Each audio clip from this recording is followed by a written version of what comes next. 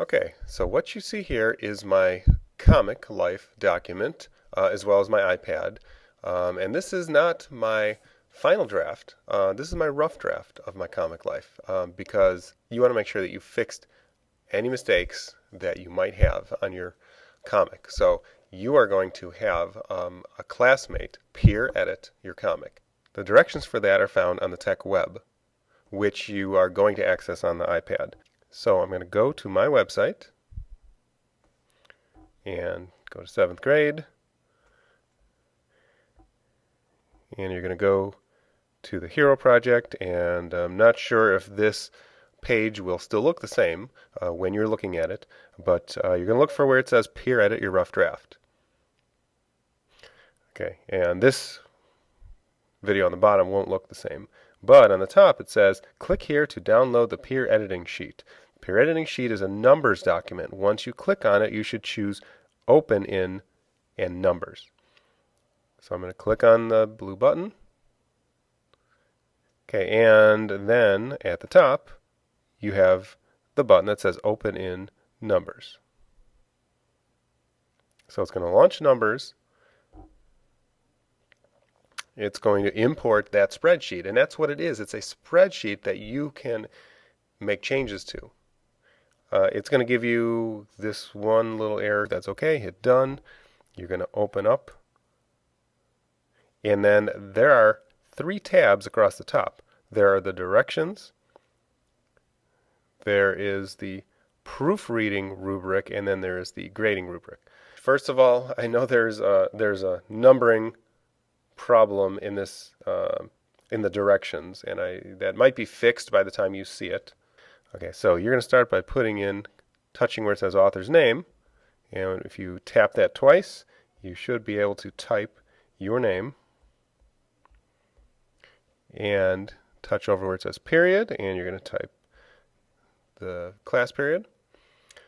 Okay, and then here's what the directions say. Now this is an editable sheet, so be careful where you tap and where you move and drag things, because it can be changed, which you don't want to do. Number 1, fill out your name and class where it says author's name and period on the top. We just did that. Click the Proofread tab on the top. You're going to proofread your own document, and you're going to mark yes or no in the columns on the left.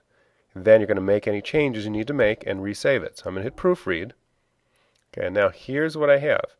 It is a spreadsheet with checkboxes. And this tells me everything that I'm checking for in my comic. So there are different sections, 3 different sections. Before you begin reading, check the formatting and mark any errors. Okay, so here's what I'm checking.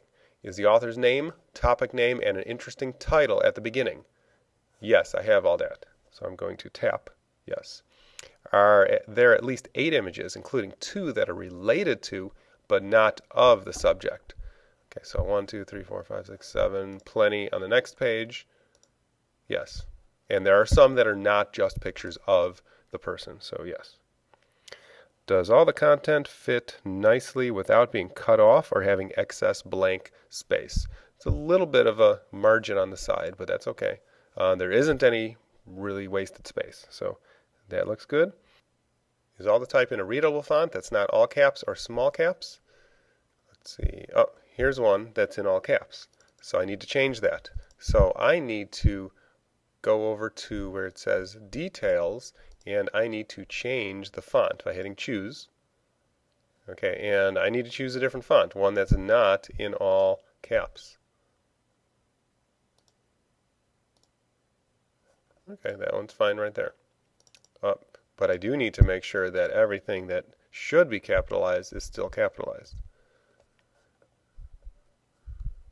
Okay, the rest of these need to be changed as well, because these are all in all caps.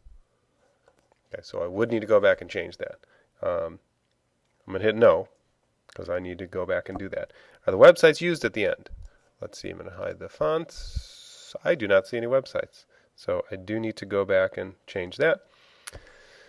Okay, then read through and check for mechanics. Mark any errors.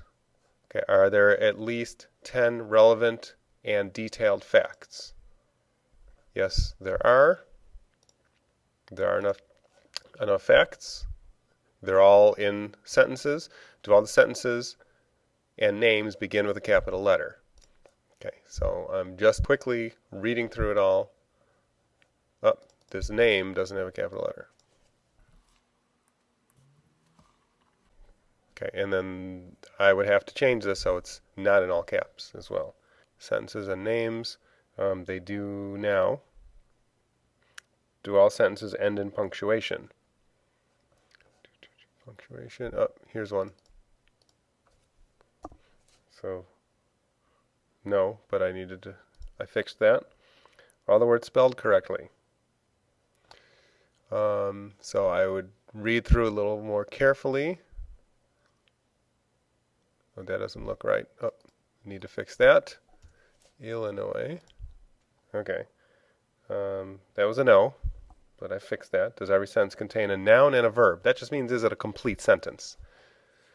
If I say, married Mary Todd in 1842, that doesn't contain the subject of the sentence. It does have a noun, but it doesn't say who married. Okay, now read again. It says read again and check for content. Type comments in the margins. Is the subject of the paper introduced by full name? Abraham Lincoln. Yes. That's so you don't just say he this and he that or she this. You actually mention the person's name. Is it explained how the person began in their profession? Okay. Yes. Ran for senator, elected to the Illinois legislature. Yes. Is it explained why the person is famous? Yes. Elected president. Is it in the author's own words, so there are no words or phrases that may have been copied from the internet? Okay, I don't expect you to go and search the internet for everything, but you should be able to tell if it was written in another 7th grader's words or if it was copied from the internet. Is the information organized chronologically? It means in time order. Starts at the beginning when he was born, 1831, 34, 42, 58, 60, 61, yes. And is there a summarizing conclusion? Yes, there's the summarizing conclusion. Okay, so I'm done proofreading myself. I'm going to go to back to the directions, and it says, okay, so I'm going to resave, and then now is when you switch with someone else, and here's how you do that. Leave your iPad in front of your computer and switch places with someone else who has finished their rough draft. So you can switch on your own, or you can ask me to find someone for you to switch with. You're going to type your name where it says proofreader's name on the other person's iPad. So when they come over to yours now, they're going to type their name right here where it says proofreader's name. They're going to type their name right there. Okay, then you're going to proofread his or her document and mark yes or no in the column on the right. Okay, so you did your own document on the left side. You're going to do the same thing on the other person's document, but you're going to do that on the right side. You're going to mark any suggestions on the screen.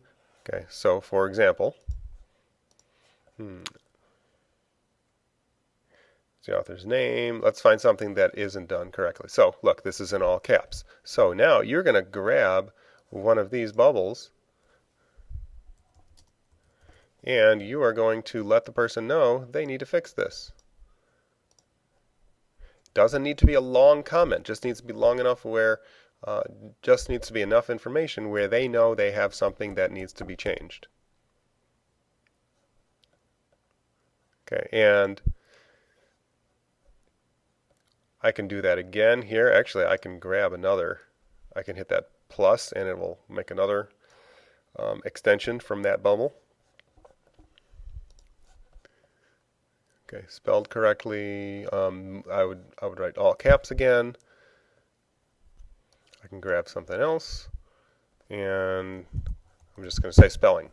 I don't have to know how it's spelled. I just have to know it's spelled wrong. There we go. The URLs are missing, so I'm just going to say URLs. Again, does not need to be a long comment, just enough where they know there's something they need to correct. Back to the directions.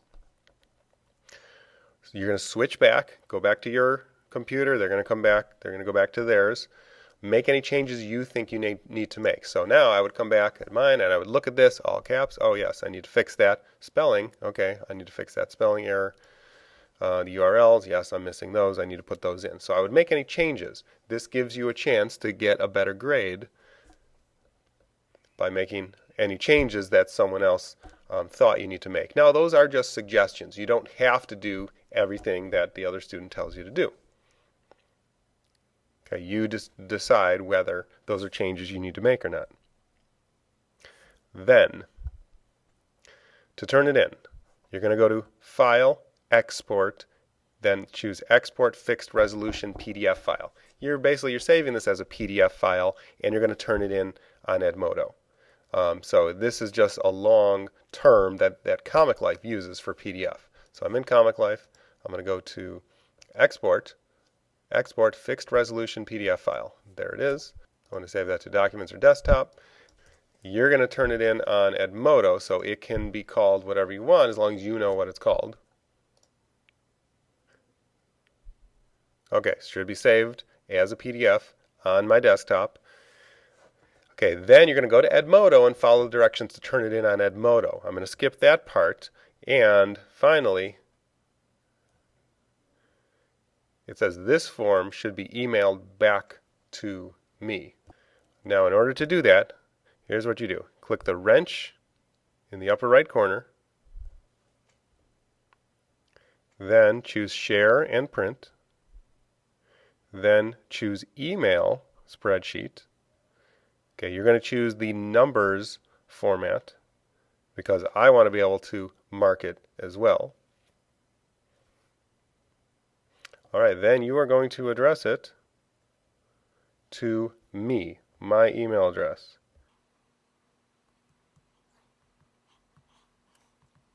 And I know it's coming up, but just so you know the whole address you need to enter, delman@d56.org. Okay. Then you're going to hit send. And there it goes. The third tab we didn't look at. That's called the rubric. That's what I'm going to use to grade it.